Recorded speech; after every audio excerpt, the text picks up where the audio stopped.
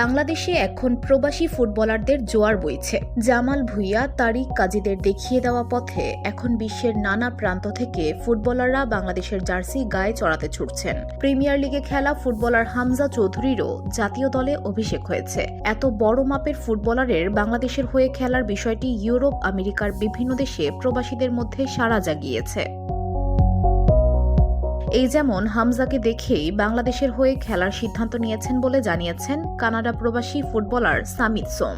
বলেছেন, কিছু জিনিস দেখেছি যে বাংলাদেশের খেলা আগের চেয়ে অনেক উন্নত হয়েছে। হামজা চৌধুরীও এখন তাদের হয়ে খেলছে।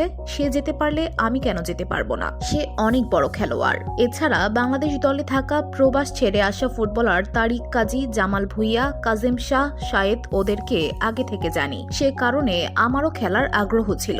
সবসময় অপেক্ষা করছিলাম, ভেবেছি যে ঠিক সময় খেলব। বসুন্ধরা, উত্তরা, বনশ্রী, কুড়িল ও বাড্ডা সহ রাজধানীর বিভিন্ন স্থানে অভিজাত ও অত্যাধুনিক মানের ফ্ল্যাট কেনার এক নির্ভরযোগ্য প্রতিষ্ঠান প্লেজেন্ট প্রপার্টিজ লিমিটেড।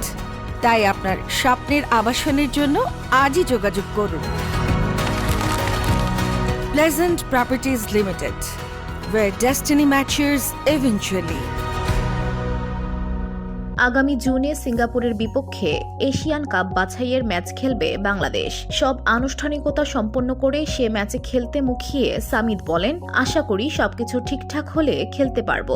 সামিতের বাংলাদেশের হয়ে খেলার খবরে উচ্ছ্বসিত দেশের নেটিজেনরা। সামাজিক মাধ্যমে তাদের প্রতিক্রিয়া দেখে খুশি তরুণ এই ফুটবলার। খুব বেশি প্রতিক্রিয়া পাচ্ছি, আমি খুশি। উল্লেখ্য, বাংলাদেশের হয়ে খেলার জন্য সামিতকে এরই মধ্যে অনাপত্তিপত্র দিয়েছে কানাডা ফুটবল ফেডারেশন। এখন শুধু তার পাসপোর্ট হাতে পাওয়ার অপেক্ষা। সেটা পেলেই ফিফা প্লেয়ার স্ট্যাটাস কমিটির কাছে আবেদন করবে বাংলাদেশ ফুটবল ফেডারেশন বা ফুফে। ফিফার ক্লিয়ারেন্স পেলেই সব আনুষ্ঠানিকতা সম্পন্ন হবে। VOD Bangla news desk.